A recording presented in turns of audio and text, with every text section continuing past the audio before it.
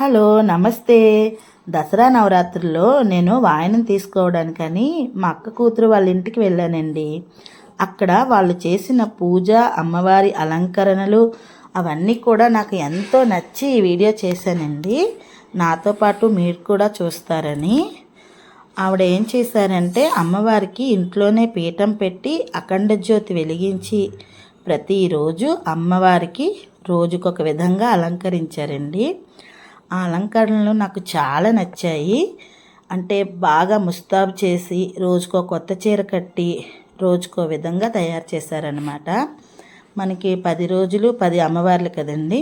రోజుకొక అమ్మవారు, బాలా త్రిపుర సుందరీదేవి, కాత్యాయని, లక్ష్మీదేవి, గాయత్రీదేవి, లలితాదేవి, అలా రోజుకొకరు చెప్పున ప్రతిరోజు అమ్మవారిని తయారు చేసి అక్కడ కూర్చోబెట్టి అఖండ జ్యోతితో పాటు పూజలు చేశారనమాట.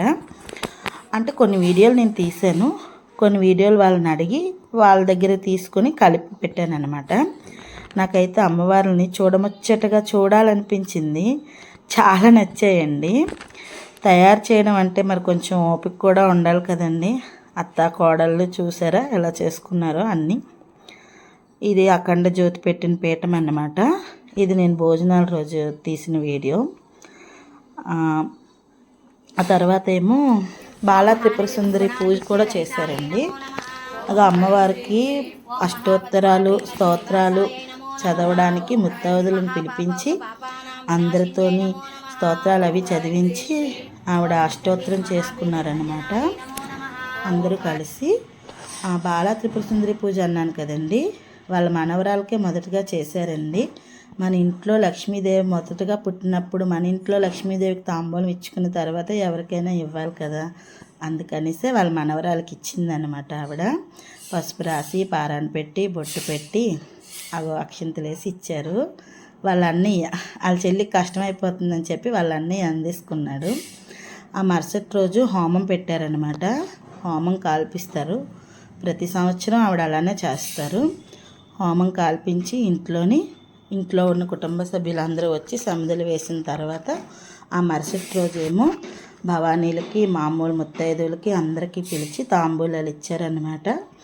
వచ్చిన వాళ్ళందరికీ కూడా పసుపు రాసి పారాని పెట్టి భోజనాలు పెట్టి వాయనం ఇచ్చారు.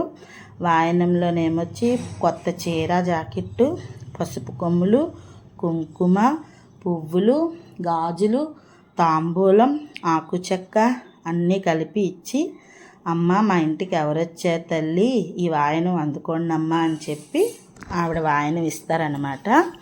మా ఇంటికి ఎవరొచ్చారని పేరు చెప్పి ఇస్తున్నమ్మ వాయనం అని చెప్పి అన్న తర్వాత ఆవిడ పుచ్చుకుంటున్నమ్మ వాయనం అని చెప్పి ఎవరి పేరు ఏ అమ్మవారు వచ్చిందో చెప్పించి వాళ్ళతో అక్షింతలు వేయించుకొని ఆ పూజను ముగిస్తారు. పూజ అయిపోయిన తర్వాత మేమందరం అక్కడే భోజనాలు ముగించి తాంబూలాలు అందుకొని ఎవరిళ్ళకి వాళ్ళు వచ్చేసాము.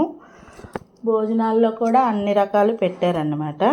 నాకు తాంబూలంలోని చీర, జాకెట్టు, ఆ పసుపు కొమ్ములు అవన్నీ నాకు ఇచ్చినవి అన్నమాట. ఆ తాంబూలంలోని అవన్నీ అయిపోయిన తర్వాత భోజనాలు చేసేసి మా ఇంటికి మేము వచ్చేసాం. ఈ వీడియో కానీ మీ అందరికీ నచ్చితే లైక్ చేయండి, కామెంట్ చేయండి, షేర్ చేయండి, సబ్స్క్రైబ్ చేసుకోండి. నా వీడియోలు అందరూ చూస్తున్నారు, వేలల్లో చూస్తున్నారు, కానీ లైక్లు కొడుతున్నారు కానీ సబ్స్క్రైబ్ చేసుకోవట్లేదు.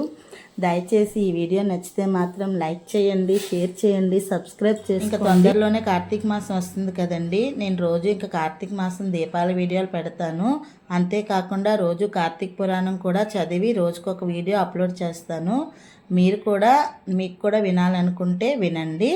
వినాలనుకుంటే తప్పకుండా సబ్స్క్రైబ్ చేసుకుంటే నేను చేసిన వెంటనే మీకు ఆ వీడియో అనేది వెంటనే మీకు మెసేజ్ వస్తుంది.